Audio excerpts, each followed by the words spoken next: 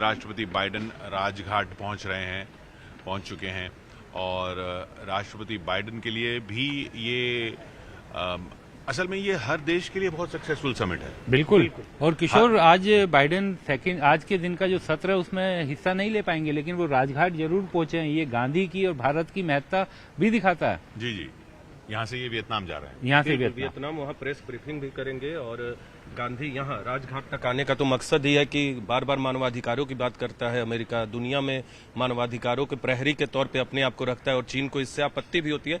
कई बार भारत पे भी अमेरिका बात रखता है तो उसका जवाब डिप्लोमेटिक तरीके से दिया जाता है। लेकिन गांधी को लेकर जिस तरह एक चीज और सर आपने भी देखा होगा और विक्रांत जी आपने भी देखा होगा, हम सबने गौर किया, राजघाट पे हमेशा लोग आते हैं, लेकिन इस तरह का आयोजन मुझे याद नहीं है हाल के वक्त में कि मतलब एक के बाद एक पीएम मतलब सबका स्वागत कर रहे हैं और इतने सारे राष्ट्राध्यक्ष एक साथ आ रहे हैं। नॉर्मल अगर राष्ट्राध्यक्ष आते हैं और उनका स्टेट विजिट होता है या सेरेमोनियल वेलकम होता है तो पहले राष्ट्राध्यक्ष चले जाते हैं राजघाट पे, वहां पीएम या प्रेसिडेंट नहीं होते।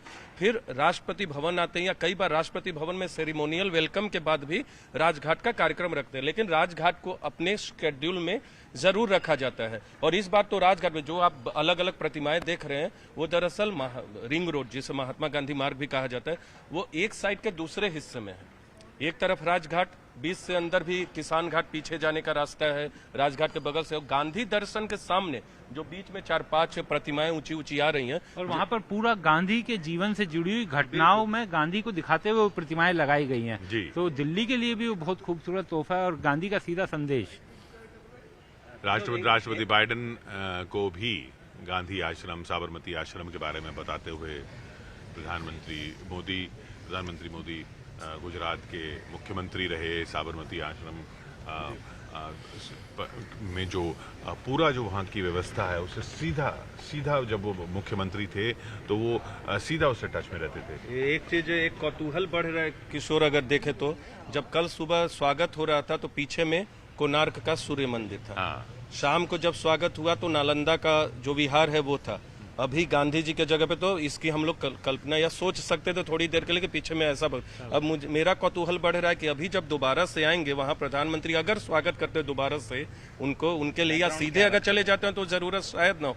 अगर स्वागत करते हैं वेलकम डेलीगेट्स का तो वहां पीछे में कहाँ की कोई ऐतिहासिक तस्वीर होगी, क्योंकि कोणार्क भी बहुत अच्छा लग रहा था, नालंदा का विहार भी अच्छा लग रहा था और नटराज की मूर्ति तो शोभा बढ़ा ही रही। आप लोग, मुझे लगता है टीवी स्क्रीन पे देखा होगा, रात में आप लोगों ने चले गए थे, यहाँ से वो भी हंगम दृश्य दिख रहा था, रोशनी से चमचमाता हुआ भारत मंडपम अपनी। बिल्कुल। और इस समय जो बाइडेन आगे गए हैं बाकी नेताओं के पास और प्रधानमंत्री नरेंद्र मोदी ने उनका स्वागत किया।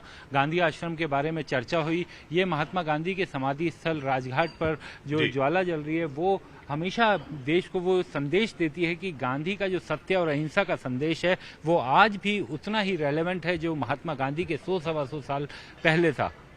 जी, और अगर हम सांस्कृतिक प्रतीकों की बात करते हैं, जैसे कोणार्क की हमने बात की और जो जिनको दर्शाया गया, या यहाँ पर जो क्राफ्ट बाजार में भी हम कल गए जहाँ पर शिल्प जो है अलग अलग राज्यों का, अलग अलग क्षेत्रों का, उसको हमारी धरोहर की तरह पेश किया जा रहा है, तो उसमें सांस्कृतिक धरोहर में महात्मा गांधी भी एक बहुत बड़ी छवि है।